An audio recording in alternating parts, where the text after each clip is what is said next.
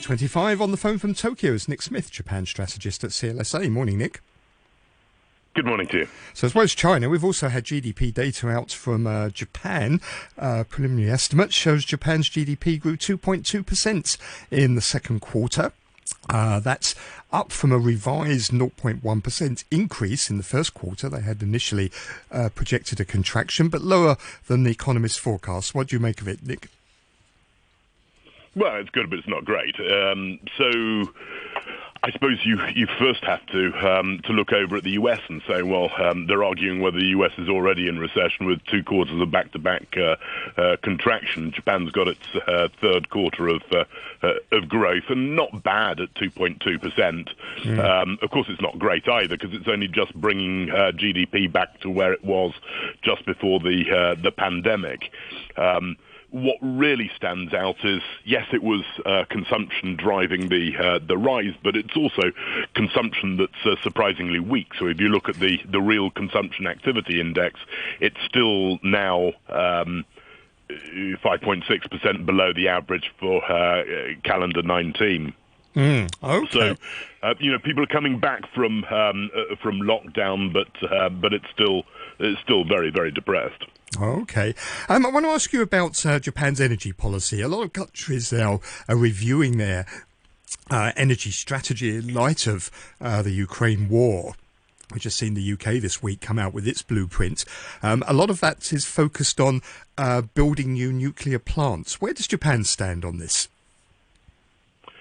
Japan is quite a sad story, isn't it? Obviously, you have to go back to 11th of March 2011 when it was hit by a mega quake that, because of the tsunami it caused, took out a major nuclear plant.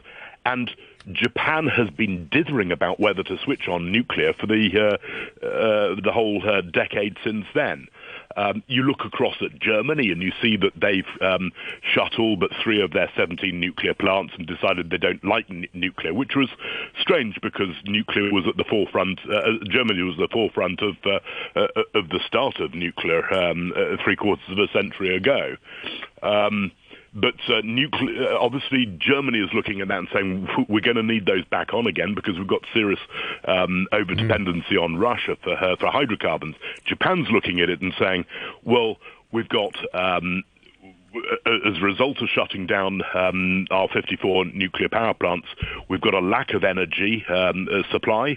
We've got large volatility. We've got a trade deficit as a result of all of this. We can't honour our promises for COP26 without restarting it, and prices are through the roof. So I think public opinion's turned very firmly towards restarting nuclear.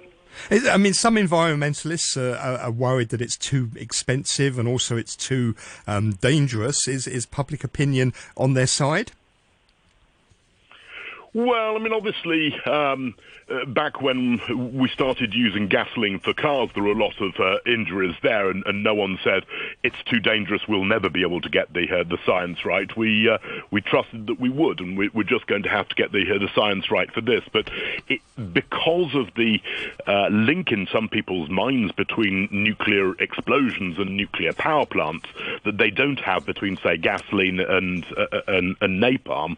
That it's difficult to get people around, but the polls being done from a number of sources are suggesting that whilst Japanese people have been against nuclear, they've turned towards it recently. I mean, it certainly changes things when you're asking that question in the middle of the muggy summer heat in Japan, and the government saying don't switch your air conditioners on. I mean, this is a focus on energy supply, but what about a focus on energy saving measures, things like insulating buildings, for example? Is there any focus on that in Japan?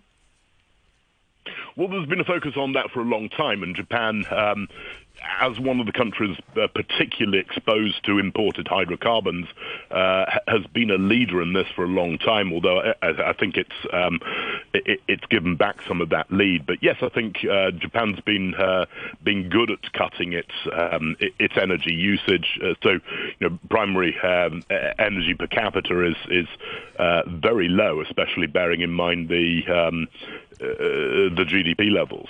So is this nuclear theme, is it a good investment theme?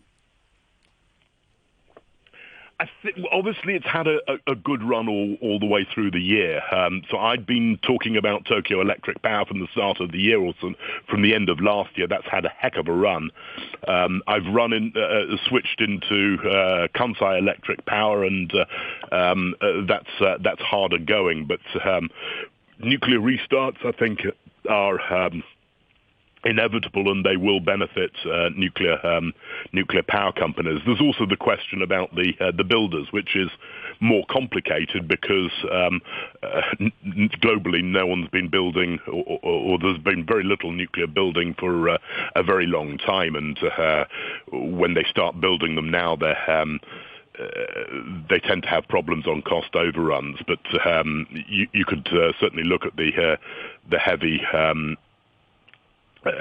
heavies in Japan, Mitsubishi Heavy Industry, for example, as plays on the need for nuclear rebuilding. Thanks very much, Nick. Good to talk to you. That's Nick Smith, Japan strategist at CLSA in Tokyo.